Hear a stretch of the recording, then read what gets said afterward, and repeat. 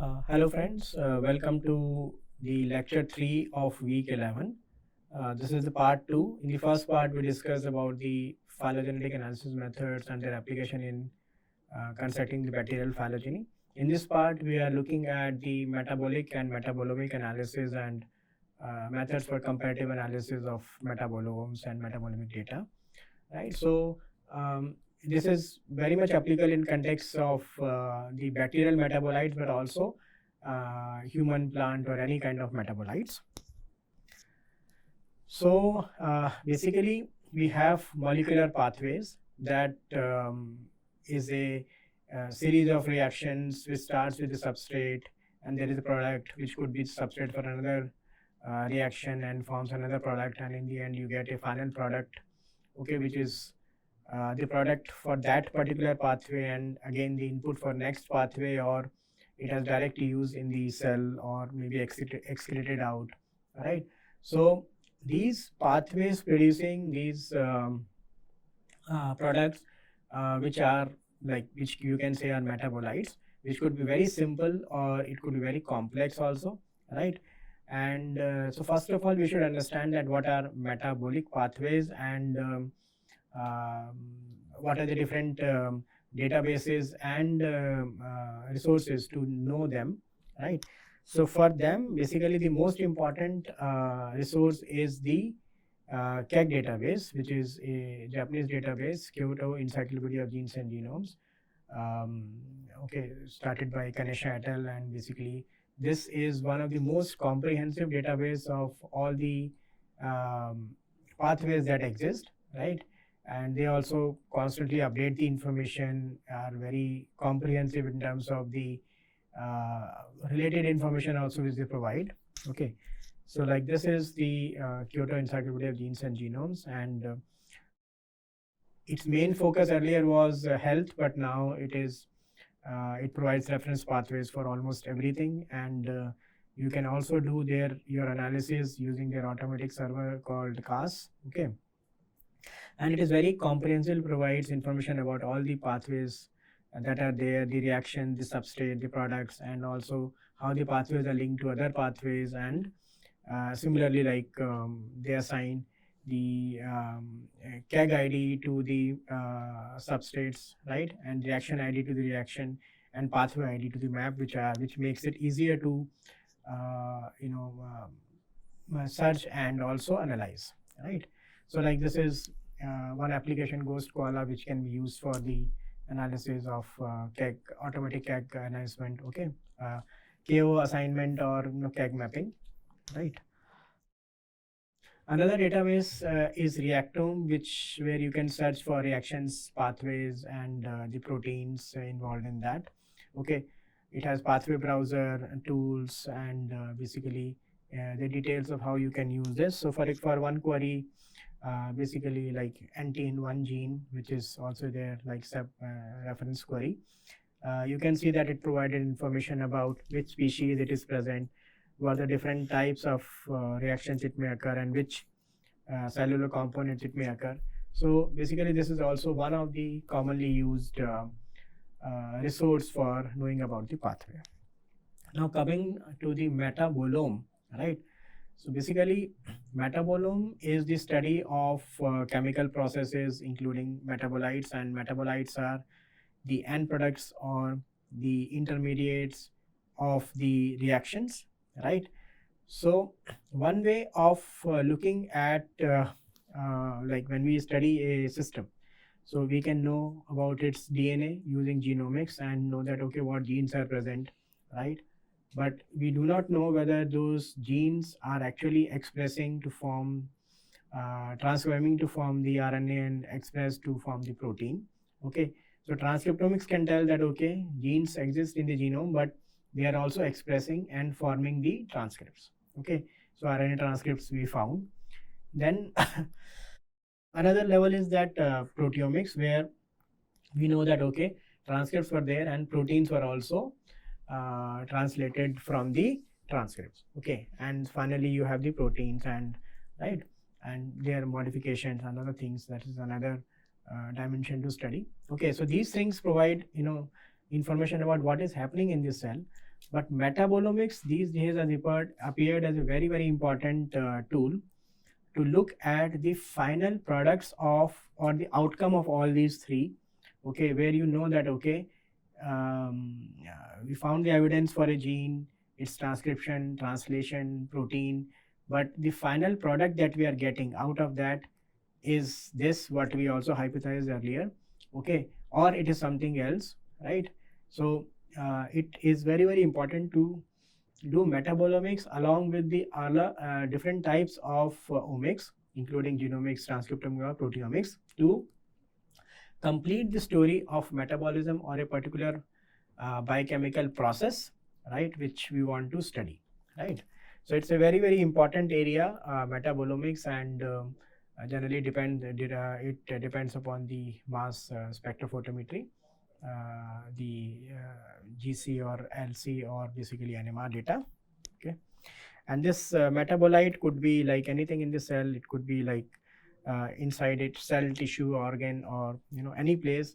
Even the fecal metabolite that produce, or skin, on the skin you can have various metabolites which would be produced by the host or the bacteria, right? In your oral cavity you can have metabolites, okay, in your nose you can have like secretions or metabolites. So all these things can give you a direct evidence of what happened and what is the net outcome of those chemical reactions that happen inside.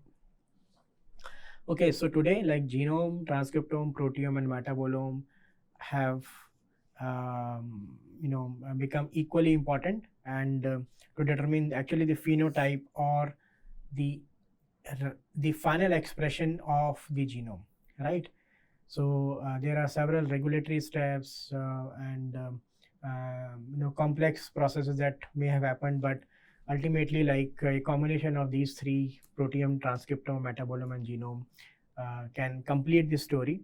And like you can also study like environmental influences on the human, or regular processes that happen in the human, okay, or in any other system, plant, how the root is communicating with the bacteria in terms of the metabolite it is forming, okay, how the bacterial population in the root or rhizosphere are actually influencing the plant with the metabolites that they are producing. And when we are able to detect those metabolites by metabolomics, we are providing the direct evidence of how the system is working. And the hypothesis validation also happens here, that we predicted that these metabolites are doing this part here, and they were also detected.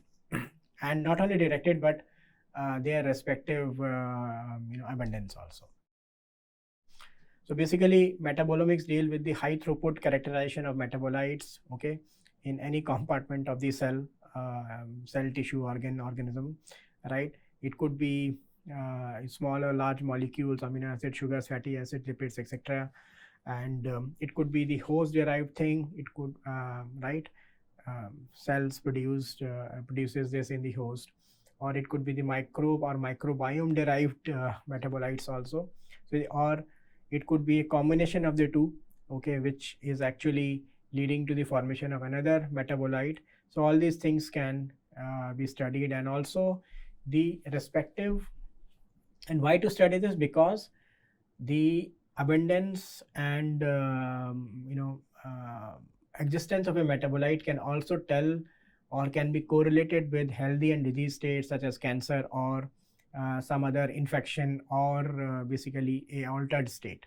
Okay, so these are, and determining these metabolites from which are excreted out basically also provides you a very, very non-invasive way of looking at. So you don't have to take out the blood, or like if you are dealing with human feces, okay, so it is non-invasive material, and you can know that okay, what is the result of metabolism that has happened.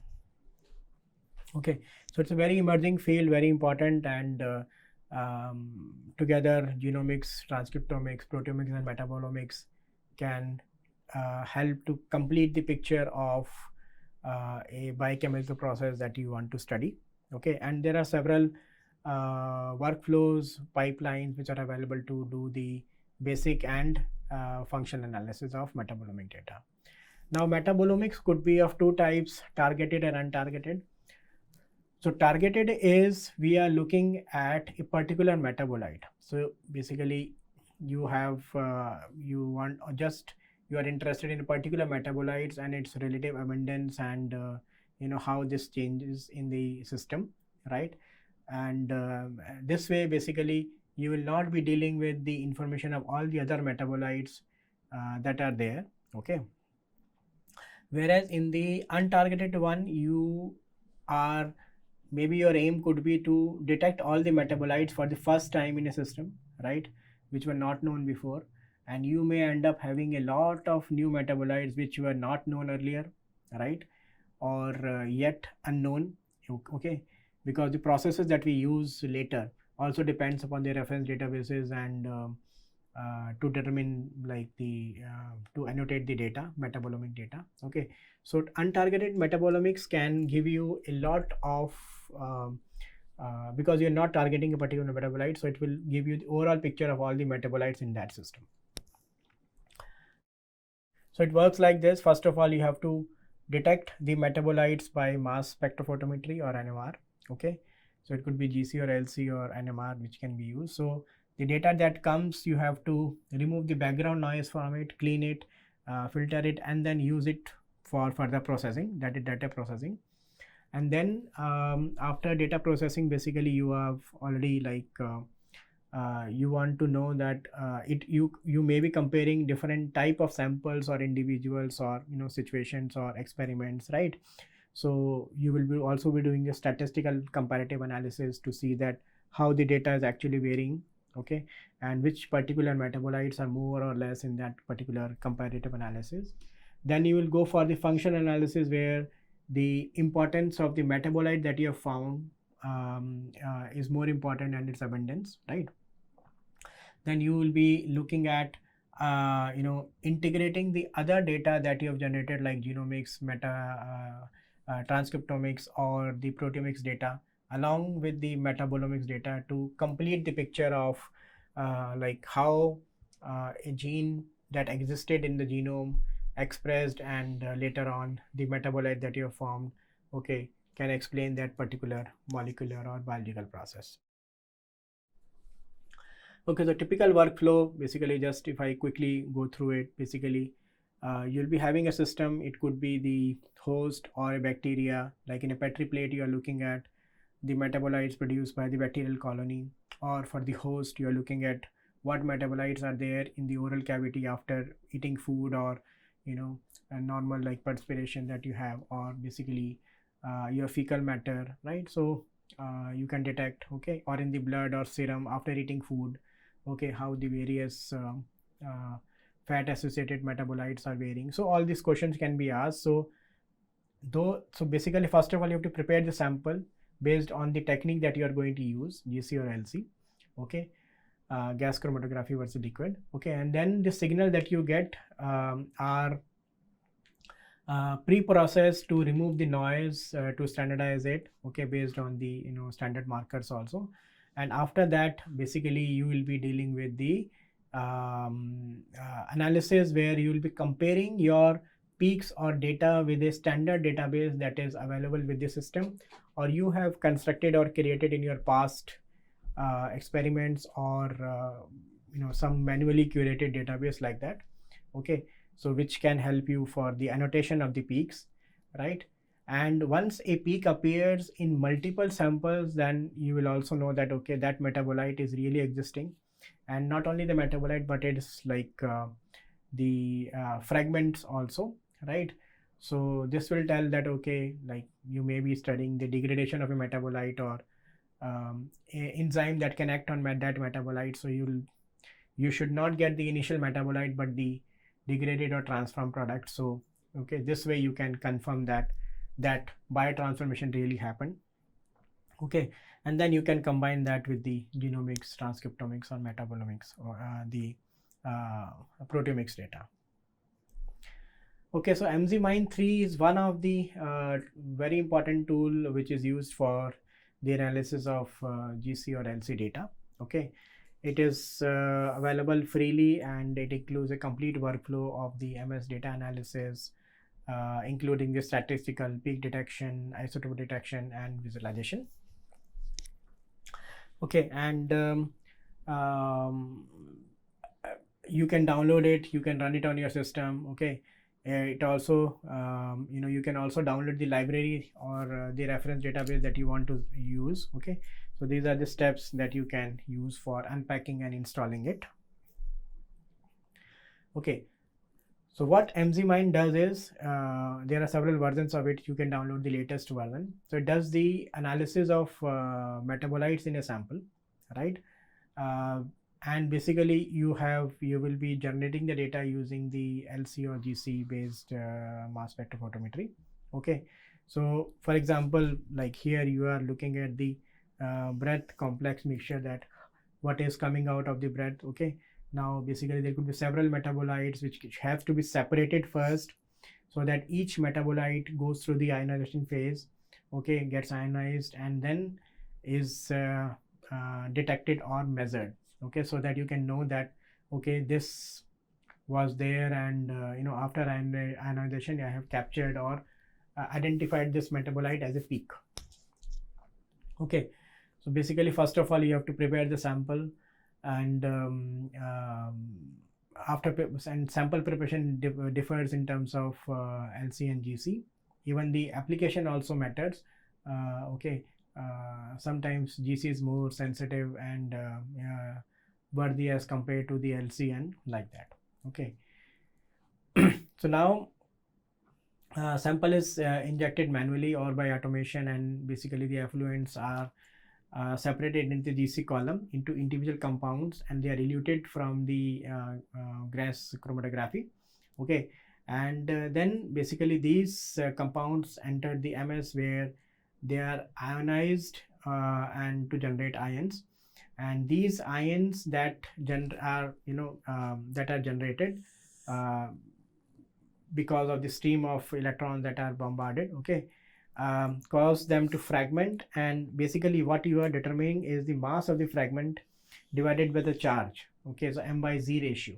Okay, which is basically that you will be using, and generally like charge is +1, and so M/Z tells that basically what metabolite you have detected.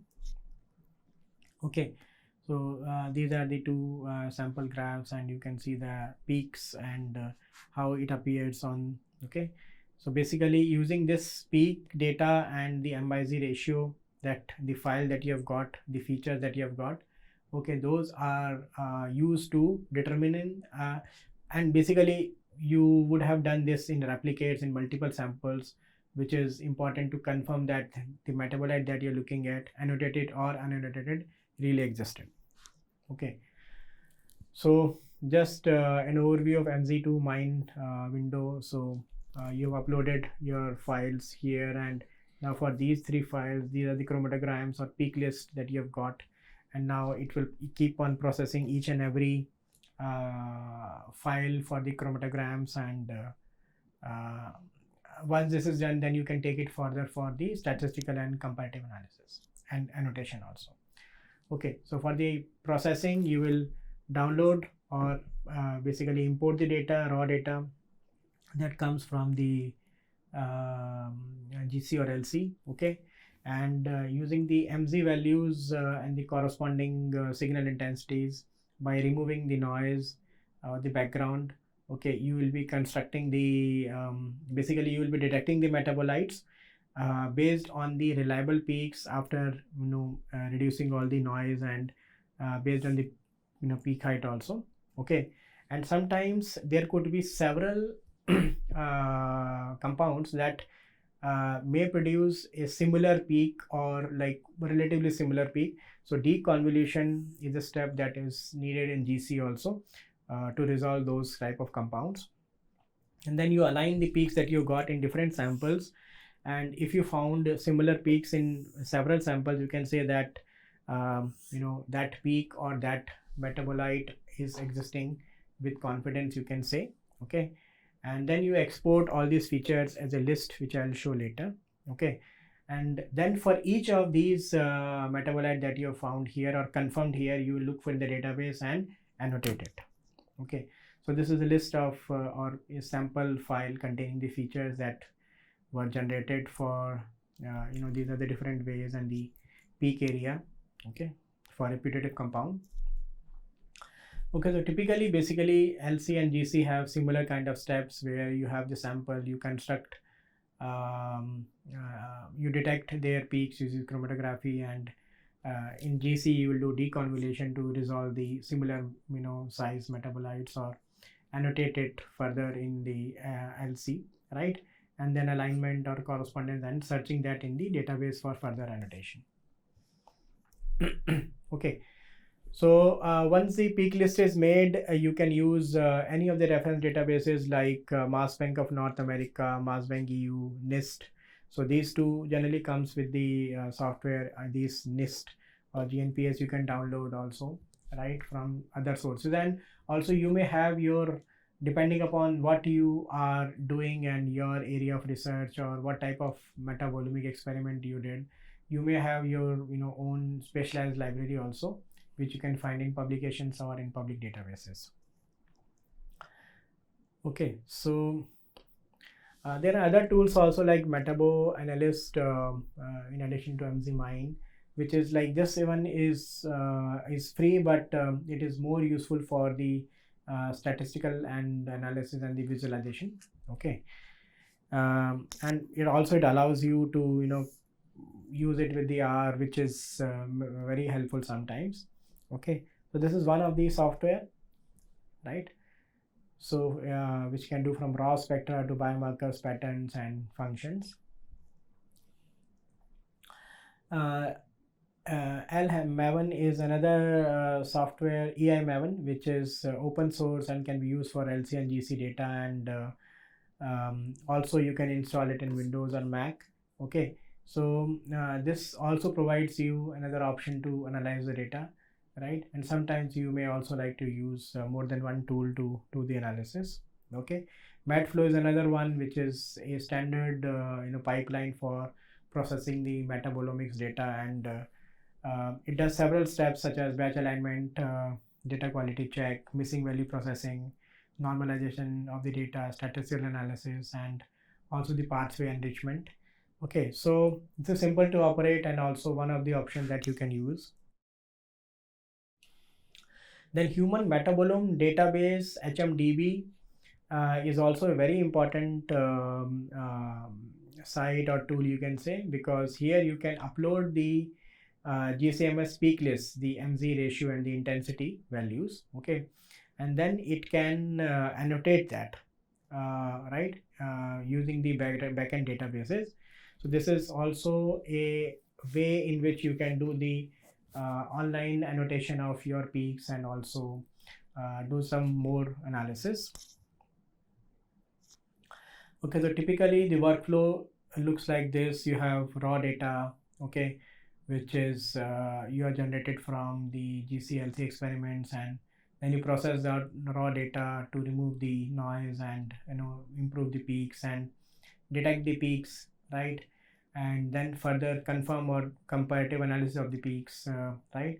And then you align those peaks against basically the reference databases, and which also helps you to identify the different fragments or compounds, okay, depending upon the experiment or type of sample that you are looking at.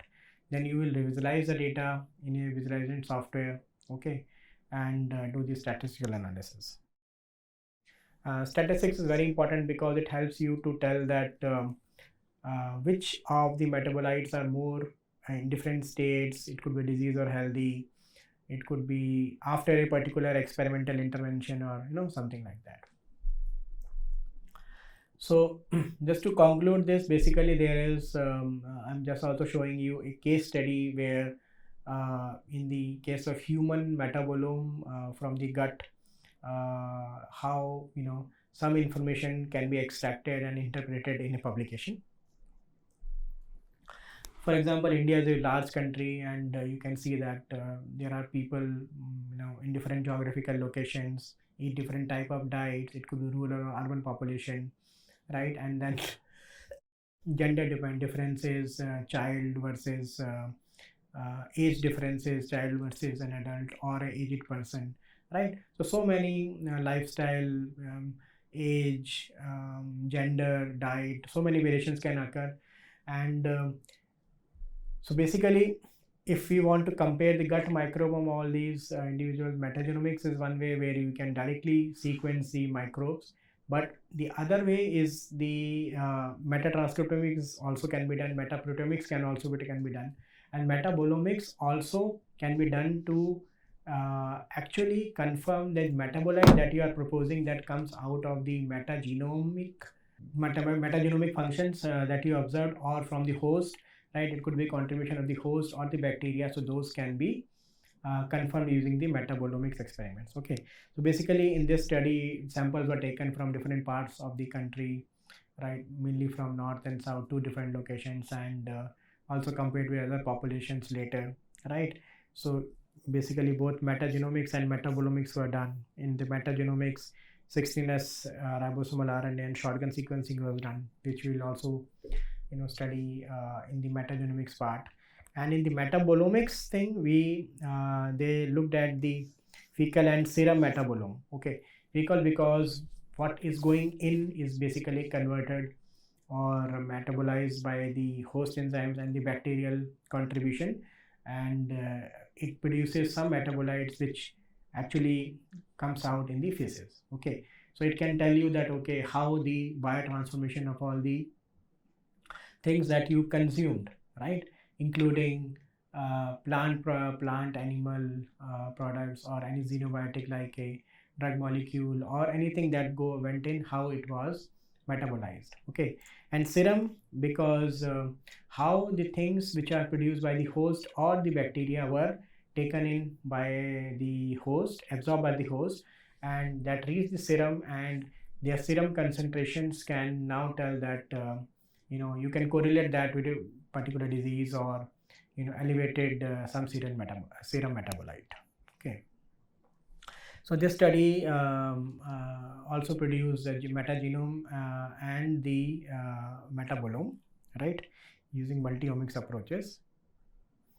Okay, so this is the method that I took from this study, which basically tells that how the samples were collected, and basically it was the fecal samples that were collected from human and immediately transferred to the storage condition, and later they were analyzed using the gas chromatography GC. Okay, and this is the method for the basically the preparing the sample. So lyophilized fecal sample, because you will be collecting at different times, so you have to store that in a refrigerated conditions, and then you'll be lyophilizing those fecal samples, and then using that to prepare the sample just before you are about to load that in the GC.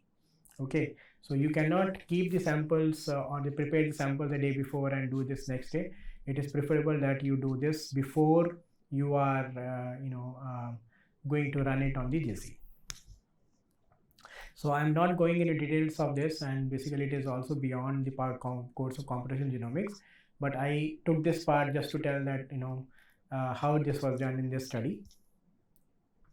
Okay, so this is the GC instrument, okay, which is Agilent 7890A gas chromatograph. Okay, so basically this is there are different type of capillaries can be used, and you have to find the suitable capillary that you want to use for a system, right? And so this can be used for the analysis, and this was also used in the study. So now the metabolites that were detected in the feces, so we have seen enzymine and other tools, right? So those tools have produced the data now, and based on the data you can see that you can segregate the data into 3 different groups based on the metabolites. Okay, one was rich is say metabotype 1, okay, more rich in say oleic acid, valeric acid, palmitic acid. Metabotype 2, glucose, mannose and simple sugars, and metabotype 3, which is more rich in alanine, leucine, phenylacetic acid and more of amino acid types. Okay, so this one, like, you can say 3 clear differences between the metabotypes.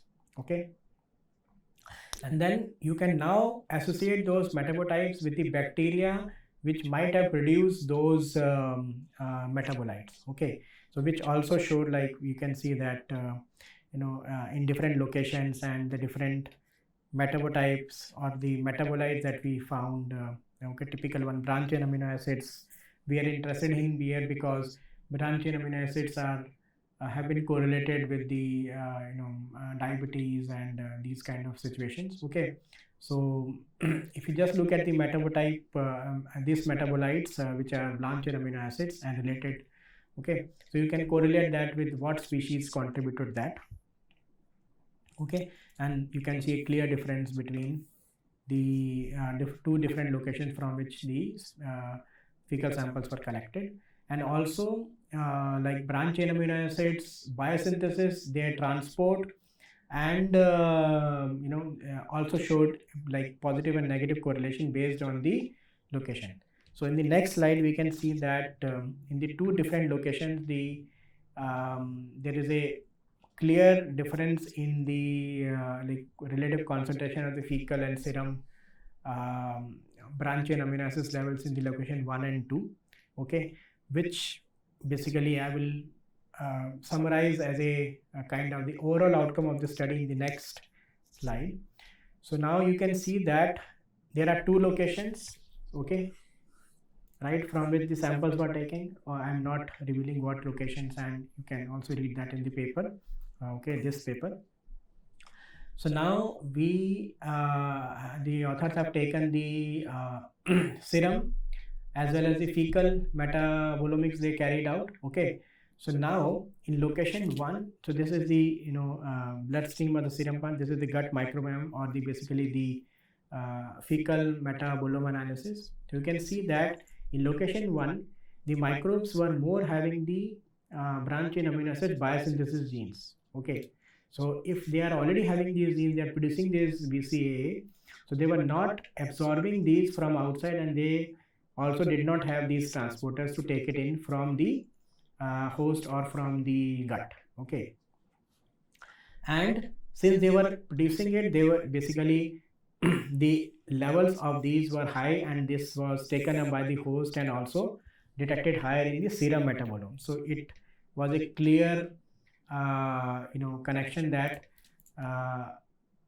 these bacteria were not producing that in the fecal metabolome, or they were not coming onto the feces but absorbed by the host. Whereas in the other location you can see that they did not have the BCA biosynthesis gene, so they are taking all the BCA available in the lumen. Okay, and while doing this, basically it retained in there, basically in the cells, and you could detect that higher levels of BCA in the fecal metabolome, whereas there was very low amount detected in the serum metabolome. So this way, basically here it can be like two different type of metabolomic serum and fecal metabolomics could be correlated in this work. So this is one of the example, but another examples could be the how the plant connects with the bacterial population in the rhizosphere, and what plant produces the metabolites, what are taken up by the bacteria, right, and how the bacteria actually use that and produces another set of metabolites for the plant growth. So kind of symbiotic relationship between plant rhizosphere and bacteria. Similarly, you say that okay, this bacteria can degrade this xenobiotic or molecule, but to prove that you may set up a metabolomic experiment where you culture that and inoculate the bacteria with that particular xenobiotic, and then you see that okay, the xenobiotic original molecule is not there, but the biotransfer products are there, which you can determine by metabolomics, and this way you can see that or confirm that that bacteria really degraded or biotransferred that metabolite. Okay, so this way metabolomics is very important area, and since like in case of the fecal metabolites from the gut, if we can detect the diseases or existence of cancer or any other biomarker, right, which can be associated with any particular metabolite, using a very non-invasive and cheaper way, you can detect or diagnose diseases. Okay, So in this second part of the lecture, we looked at the different methods and concepts in the metabolic and metabolomic analysis, and how they can be applied in terms of the human health or studying any system in connection with the metagenomics, genomics, metabolomics, metatranscriptomics, and metaproteomics. Okay, so basically this is one of the very important omics method that have emerged now, and metabolomics is there is much more in metabolomics, but we could not cover everything here, and it's a very diverse and new field. And however, we have kind of introduced you to the key method and the concepts here. So this is good for this lecture. Thank you.